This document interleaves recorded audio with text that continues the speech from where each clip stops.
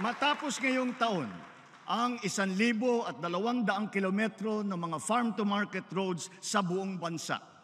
Mahigit 9,300 makinarya ang maipapamahagi at pasilidad na magagawa ngayong taon. Patuloy tayo nagbubukas at kukumpuni ng mga irigasyon sa buong Pilipinas. Ngayong taon, bibigyan natin ng patubig ang halos 45,000 hektarya ng bagong lupain. Bubuhayin din natin muli ang irigasyon sa halos 38,000 hektarya ng lupain sa buong bansa.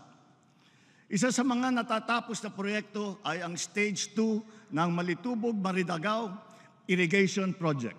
Halos 10,000 hektarya ng lupain sa North Cotabato at sa Maguindanao del Sur ang masiserbisyuhan ng irigasyon na ito.